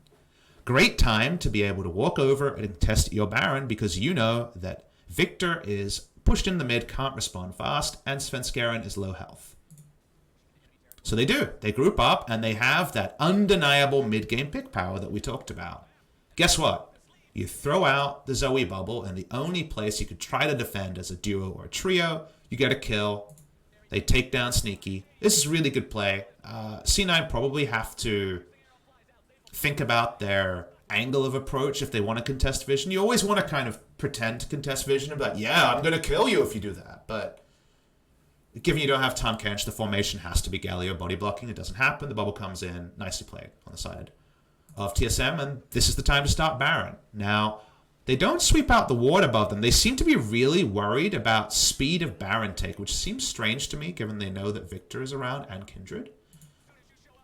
Licorice, you know how it is. You're a top laner. You need to try to contest the space. Hey! Loving the flank play there. TSM have control over River. They have pick CC, and if they get control over an objective, you can't stop them. It took 17 minutes more than you would like, but you see why this comp is powerful. They have the early laning spikes, so they get to push in more, so they should get a turret lead, so they should get a control ward lead, so they should get objectives and kills. It's a very one-to-one-to-one thing, and that's where it finally comes together, and your only argument is it too late? Doesn't seem like it. I mean, this is a big advantage here, right? I don't see how they don't pick up the Baron. Bjergsen poking around. He's going to be fine. All right, I get the Baron. They should be able to get over fine. They get out as 5. Hey, all right. This is great play by TSM. And it all came from mid-priority. It's why videos like Vedius is so important. Is that the replay shows this, right? And you're like, man, wasn't that dumb? Licorice teleported in alone. And then he got flanked and he's dead. And then, oh, Svenskeren caught in the middle. Classic Svenskeren. Like, none of that is really relevant in this play. So much of the play is, what was the game about? How did they get it out there? And why did the play happen? Like, the teleport is, at worst, overeager. But I think it's actually correct because the enemy burns Baron fast. They turn from Baron fast. If you come in late, you can't contest the Baron vision. There's so little you can do agency-wise against the 5 members of TSM. You can tell that because when they get the kills, Sneaky has to flash ult, being like, I really hope the Baron's at 3,000 health, and this damage might do something to the play. It doesn't. But the whole play, the actual important play, is way earlier when C9 lost mid lane priority for the first time in a long while. Their vision is put down, and then it's dominoes. So much of League of Legends is a dominoes game, but people are just excited in highlights of the dominoes going down. And sometimes it's really cool, and the dominoes in your solo game are the only moments, right? Where you're like, I remember that quadra kill I got. You don't remember that sick rotation you did, but you remember the quadra kill. But in pro play, it's so much more about priority. I didn't mean to unfull screen it there. So they got the Baron. Okay, TSM. I wish it was 5 to 6 minutes earlier, but you got it. You rush down, and now you're a Siege Comp with the Baron. Opposite of Siege Comp. Without a Baron, you are deathly strong. It's now smash and grab further. Roll down and take everything that is yours. Now, you already have inner turret and bot lanes. It's the hardest place to get anything other than inhibitor. They're trying to poke around, but you see the poke that's happening here is very low reward. Like, you are so far ahead that anything less than kind of ending the game on this Baron or taking a Nexus turret is actually a pretty crappy Baron buff power play. Chunking out one person with max range paddle style that could miss actually is not that great. Like, you are so strong that you roll down a lane and you get whatever you want. And Sven agrees.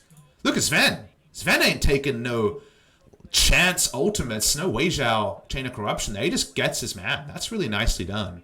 On the top side, Broken Blade's, I guess, let's understand why he's there. He's pushing in the minion wave mid, and then Aatrox chases him up, and he dies, but he's wasting 2 people's time. I think this is fine. He dies pretty slow, right? So this is fine, especially because they're going to lose Inhibitor at minimum. They want more. This is cool. The recall times here are pretty slow. They actually get a lot here, TSM. They get 1 Nexus turret. You can't get more. It actually ends up being a double cancel by Svenskeren, which I guess, in hindsight, maybe there's some way to get more. But I think with the information you have, it's the right call. You back away. We said Nexus turrets. They got 1. So, pretty good by TSM, all things considered. I think Broken Blade feels hard done by because he's like, why is Kindred backing up the Aatrox on a flank, pushing me towards the Baron against 4 members of Baron buff? And that's a fair question. But I like Sven's mindset because Sven's flash ult there is worth. Like, remember before when we saw the flash Q and we said not worth on trying to take out Aatrox with flash? The flash ult there reminds me of Rulers at Worlds, right? World Finals 3rd game where he catches Faker in game number 3 and they win the series on Karma. So that is definitely a super worth Varus ult, and I like to see Sven just pulling the trigger there. There are other games where you're scaling and your windows aren't as clear where you don't always pull the trigger because you've got that second thought, right? Of, oh, well, maybe late game. Oh, I almost got my 5th item. But when you're Comet Varus, if you roll up a 40-minute team fight and lose, then you made decision-making mistakes before. It wasn't about how you played the fight you lost. Like, that's the right decision there. So shout out to Sven on pulling the trigger. And now you're still like, okay, TSM have mostly done what they needed to do. But we know they lose this game. And we get to find chat, work out why. Because still things are pretty good on the side of TSM. If the game isn't over, that would have been the ideal state. But as, you know, I talked about this in the pregame, if you're just joining for the VOD review, or this is just on the YouTube VOD. I talked about how League of Legends is, you know, my drug, and I think of it like Sherlock Holmes of, okay, the mystery to me now with the extra information of knowing that TSM lose is why. Because the map state, the item state, the game state still heavily skews towards them, and yet we know they lose. And I'm so excited to find out why. Is it going to be a TSM mistake? Is it going to be a C9 outplay? It's probably going to be a single team fight. That part I know, but how and why does the team fight not start advantage TSM is what I want to find out soon. I'm going to solve the mystery of... the mystery. I mean, a lot of people already know this is an old VOD, but I need to know why and how TSM don't win this game. Because mostly they've been able to stick the landing at the end. They're like, we want Baron. It spawns in 1 minute 20. We still get to walk up. So, let's talk about problems. Problem number 1. Let's see. I want to know how many control wards they approached this mission with. Because they're saying Baron's in 1 minute 30. Let's find out about it. Nico has 1. Gragas has 2. And Smoothie has 2. You would think this is enough. I don't know whose control ward that is below Varus. I don't know. And so, because of that, I don't know whose control ward is bot side, but obviously that one's not relevant. So the relevant one is, if you could have this one next to Nico, and then all 3 that are left from TSM can be placed, that's adequate vision for the Baron setup here. Remember that the enemy finding a way to actually CC you is the only way you lose this game. You have so much advantage if you're fighting from 1,000 range. So, the problem is twofold. Because you're going a Dirk build, you're very likely to have a full inventory as Comet Varus. In fact, it's his 4th Dirk item. Shout out to Sven. It's one of those things where, yes, it gives you more flat damage, not a lot of armor on the enemy side, but you need your control wards here. So both Zoe and Varus not having a control ward slot is actually really big in this spot. Especially if they can only place 2 more control wards and the one that's left on the Rift is either Nico's, Zoe's, or the Tom Kench's. As a counterpoint, right now, C9 haven't reset for a while, so they have only control wards onto Victor. So this is a really bad game state for them. So let's watch it. Was that moved by Smoothie? Alright, they can only place 3 control wards. It is Smoothie's control ward that gets put down. That's a problem. Not enough control wards going to be put down. C9's in just the worst spot. I've been talking about this more and more in LCK. Consider the Baron is spawning in a minute. The enemy team has Zoe with Infernal Deathcap Void. Comet Varus with a 4th Dirk item. He's building old more. That's how many Dirk items he has. A Deathcap on Nico. Gragas Cask with AP behind it. And you cannot put down more than 1 control ward. Like, you are in just the worst spot. That's actually Sneaky's control ward. Next to the Wolves. This is the spot where TSM, if they see all members and can tab over and see that, they're like, man, we're getting Baron 100%. This is our Baron. The enemy team messed up on a back, and we're going to win. And I wouldn't be able to argue with them. This is huge advantage TSM. You walk up, and you're so confident in this spot. The Zoe poke isn't going to be sighted. That's actually a nice little ward there that's going to spot them. But control ward comes out. Oh, look at that. Moving a vision by Arcadian. Nicely done. And now, Zoe hits you a paddle star. You're dead. Even Zazel probably dies instantly, right? This is a huge, huge Zoe. Take down the inner turret. Now this Baron's looking better and better. In the meantime, Licorice is split pushing. And I'm going to bet the Licorice wins the 1v1 pretty hard here. This is a cost of going for the AP Nico rather than the on-hit Nico we've been talking about. Anyways, it shouldn't matter, right? TSM should still just say 3 control wards, come face check us. They can just TP and wave clear with Broken Blade. Now, you don't want to move too far away from your control ward line, but all C9 can do is this kind of unflattering, let's put down regular wards. Let's put down regular wards and just say that we own somewhere. But you don't care as TSM. You got Baron control. Sven didn't have flash there, but was able to get out, so that's fine. Mid priority. Which side is it on? C9. So Svenskar and Zazel push up. Right? Happy times. So because of that, let's talk about the play that happened here then. Zoe pushes in after they'd already got in a turret and wants to push in another wave. I don't really feel it. Okay, so she doesn't actually greed for super hard for a wave, but, you know, she pushed out a wave and then she followed the minions for a bit. There's no objectives there, so if she'd regrouped a little bit earlier, that would have been nice. Doesn't really matter. But all you need to know is that C9 were able to recontrol Baron when it didn't look possible. No Baron control at all. We're watching the minimap here for this move. No Baron control at all. All Baron control TSM. Oh my god, Zoe's going to hit us with a paddle star. Only one control ward in the inventory. So hard to get Baron control again. But mini wave pushes into Varus. He has to kite up. They can group with the Galio. Really important here. They're able to get Baron control again. It's really hard to get Baron control with one control ward in your inventory. So it's a sign of priority. Well played. Svenskeren comes in, starts being real risky. Well, he's just dead. Alright, well that happens. Tried to be frisky, went too frisky. Battlestar is a cool ability. Mistake from Svenskeren, but otherwise the controls around here are being good. Now there's no enemy smite. How many control wards do they have in their inventory to make this play? They only have one. Again, recall that they put down their control wards and now only have one. So you actually here, how much regular vision do they have? Interesting. So right now they are completely exhausted of vision for this catch. So you take a catch whenever you can get it, but they don't even have regular wards. They have no blue trinkets. They have one control ward. And remember that TSM's comp is turn off Baron or kill someone through walls around a Baron. And it's going to be hard for them to reliably play that, but they got the enemy smite, so you got to go for it, right? How do they go for it is a question I don't know the answer to. Broken Blade from the side, pokes in. Half of the Crucial Hellpower is gone. They decide...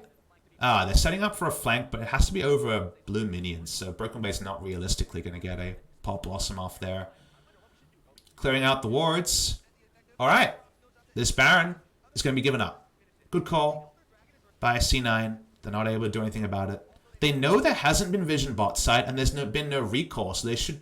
heavily expect there to be no vision around Elder, and it'd be a double Infernal Elder. They're TPing, and C9's just trying to make this game about them. The reason why you make this play is that if you don't make this game about you now, then Zoe, Varus, and the rest of the Siege crew roll into mid lane with Baron buff. They put down 2 control wards, and what are you going to do, right? You're screwed. You can't deal with them. You can't wave clear them. You can't engage with this comp. You got to make this something else. So they turn on to the Elder. Credit to Cloud9. They need to just keep this one leashed. So we're going to pause it again. Notice the spot here of Licorice. How did he get there?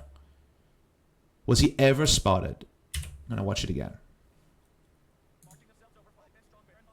Never spotted. Is he spotted by the sweeper? Never spotted by the sweeper. This is a boss flank spot by Licorice. And I really already am a huge fan of Licorice doing this because it's an unlikely flank spot. Yes, it's a spot that Aatrox can go over. Yes, Aatrox mains, I understand you can do it. But it's one of those things where he has been dicked on all lane in a bad matchup. He got a little bit better in the late game. It didn't matter, right? Because the enemy team could group better. And then from here, TSM got the Baron already. And they're like, I don't know if C9 wants to fight against us with this. And also, it's worth noting that TSM never had enough control wards on the map. And it was smart for C9 to know that this area was almost certainly not going to be warded. Now, even if there was a ward on, say, the Pixel Brush, which is the brush just left of where the edge of the sweeper from Gragas is, it wouldn't have spotted Aatrox. If there's a ward directly on the Elder, kind of where Sneaky's standing, it would spot the Aatrox looking for a flank. But this is definitely, if this ends up being a pivotal play, I don't know. There's no spoilers here. I actually have not seen the end of the game. It seems like it's going to be the big play. Licorice goes for an excellent flank timing that he should be pretty sure isn't scouted. It's medium to high risk, high reward play. In fact, almost kind of game-ending play, right, if you get it off. But you don't have any low-risk plays to make, and you have no mid-risk plays to make, because the enemy has Baron buff as Ultra Siege comp, and you have no wave clear. So you have to go in and contest it. This has to be the moment for C9. And it reminds me of games I've cast where at 24 minutes, the early game team gets 3 kills and could go for a kind of 80-20 Baron and Doe, and I'm like, they may never get a better chance This is C9's best chance to make the game not about TSM's comp. Sven's counting up. They have no idea here at all. What about Summoners? Aatrox coming in, so obviously that's going to be hype. But Bjergsen's flash is down. They would know that. Sven's flash is up. Zeyzal around the side, but can reposition. Elder at 69 health. Claimed by Arcadian. Nicely done. But let's watch this one. Licorice the shies the hell out of the backside of this fight. Oh, boy. So, talk about what happened here. C9 leash it because they're leashing it for a fight. Let's watch the smites here. I don't have to guess who did smite, because guess what? We can go back. There's no unsealed spellbook smite on Smoothie. When is the first smite?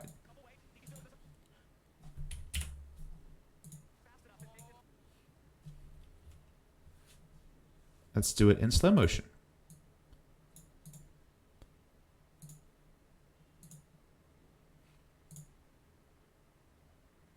$4,900. We're going slow, boys and girls. We're going real slow. Battlestar misses on Niski. And that was the go button for the flank here. So the flank is at the perfect time. 2650. You know everyone's going to walk up, right? He comes in with the E. Here is, of course, the super slow-mo of the smites.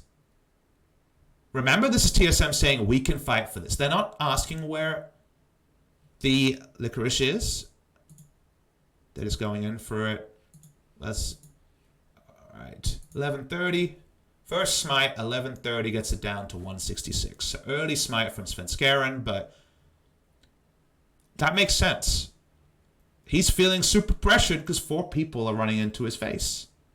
And I understand that. And again, it's obviously so close, right? I think his smite is what, 900 there? So anyone who's played jungle enough knows it's always a bit hit and hope. There's not really like a terrible smiter and a great smiter. There's people who are a bit bolder and a bit not. It kind of feels like it's more of a personality test rather than a regular one.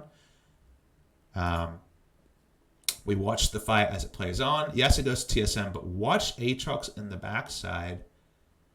Bjergsen flashes, but not to turn on instantly to Licorice. And then, wait, that was 1,500 damage sweep for the first sweep. Onto 3 people. 657 onto the time catch. Already, that's 2,500 damage on the top side of the fight. So yes, they got the Elder. Svenskeren just able to arm his ultimate. Isn't that big? Licorice's work done in this fight is so cathartic. You're making up for 38 minutes of being dunked by Nico, one of the most annoying champions to be dunked by because she's so, you know, she's just from Ranger, Aatrox, who had no fun the whole game.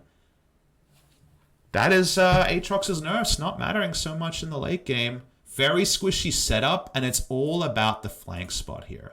This is a god tier flank spot by Licorice. It's why people look at this guy and say he's the one, you know? Like, people proclaim NA talent all the time, but I think everyone really was there that he was the one.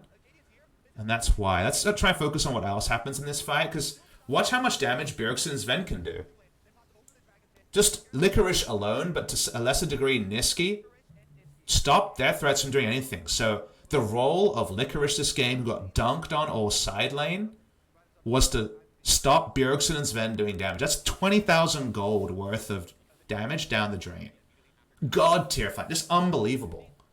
And it's more of an outplay than a misplay by TSM now. Yes, you can say, well, why didn't they sweep that spot? But I think that's trashy logic. I think for me, a lot of the TSM analysis is, why didn't you do more earlier? But that is just a super play by Licorice. The sort of play that you play on his highlight reel again and again. Awesome play from him. And now, the game is not over. Remember, they got Elder and Baron on multiple members.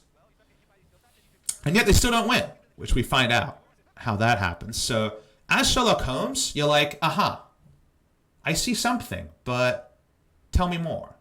Like, we're not ready. There's no guilty verdict yet, but we got suspects.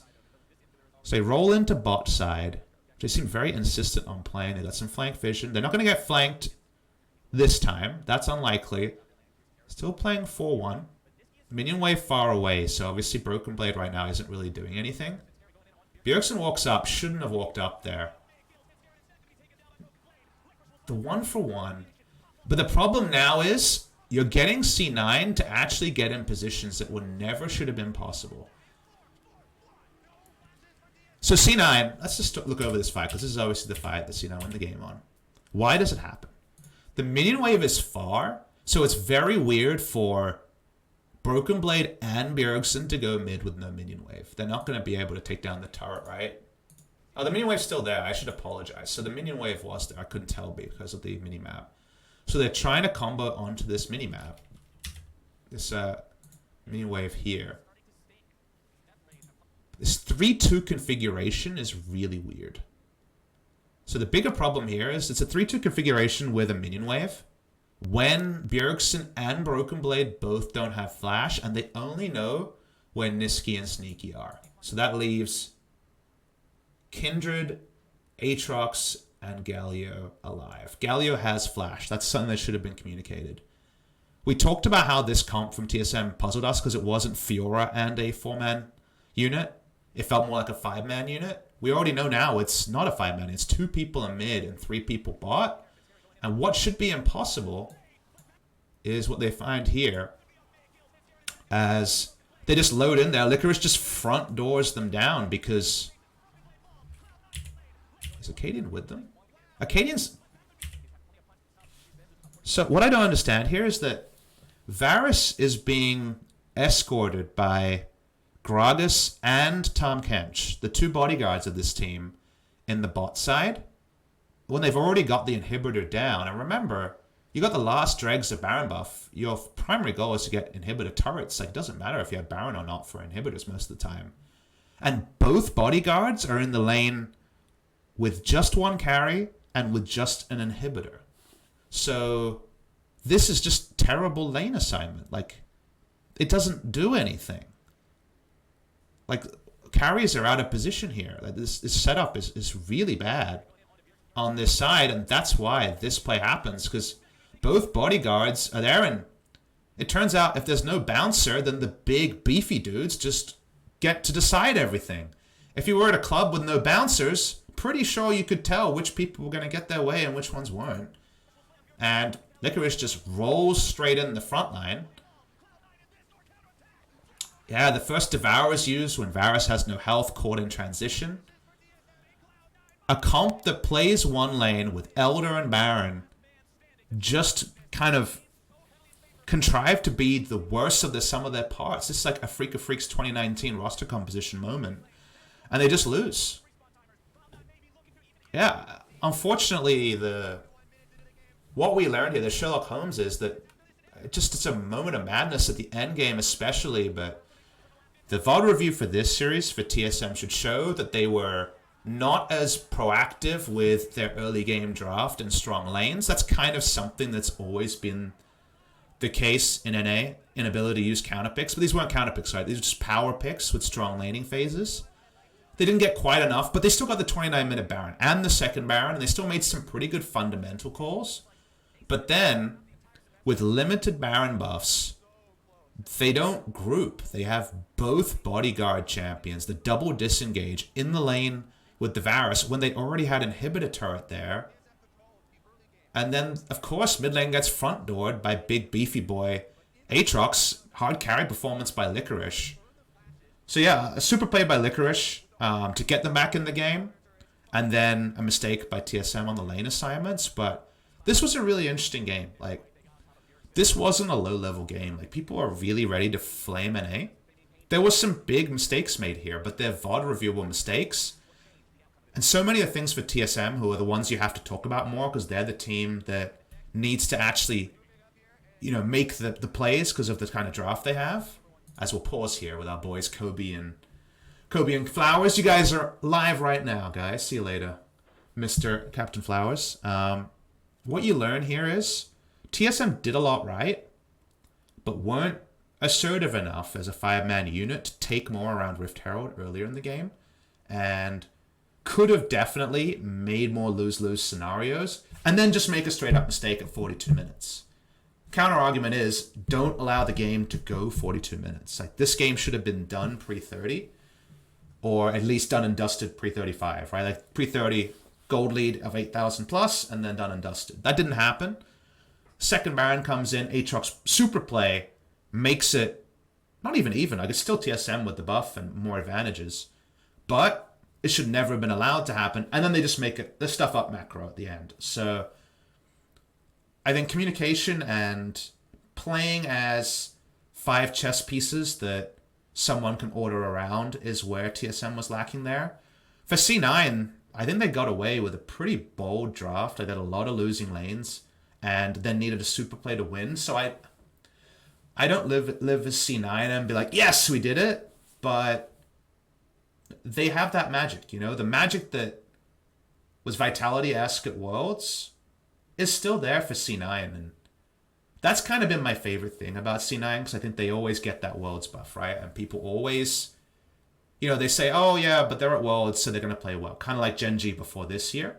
And I hate statements like that, because I'm not interested in magic. I'm interested in facts and truths and whys. And I think just C9 are really well coached. Say what you will about the draft here. They always are looking to do something and not give something up. They're always looking to trade for things rather than lose things. And even when things are stacked against them, somebody is willing to put on the carry pants and make something happen. And they're willing to trust reads. That's one of the things I learned from Reaper is he's very much, well, they said this champ is good, so I'm going to work out how to make it work, whether he thinks that champ is good or not. And that was the case when no one was playing Graves and I think Kindred as well for contracts in 2017 Worlds. They respect matchups like, well, I know everyone else is banning Jarvan. Contracts really likes Graves into Jarvan, so we're going to do that. And that'll give us something. And it does, right? It gives you skirmish advantage, gives you tempo advantage. You draw strong lanes around it, which you kind of trade, places of power in a draft. And you have Graves and you win more. And that's what you see from C9 more often than not, is that when C9 look good, they're accountable. And they're accountable as a 5-man squad, even if the names have changed way more than they did back in the day. So credit to C9 for seizing opportunities, but I am more interested in the TSM side because I see TSM as the team that was dictating play, because they were almost the entire game. If you're going to dictate play, don't make critical mistakes and get outplayed. And that's what happened here. So that's my PapaSmithy VOD review of TSM versus C9.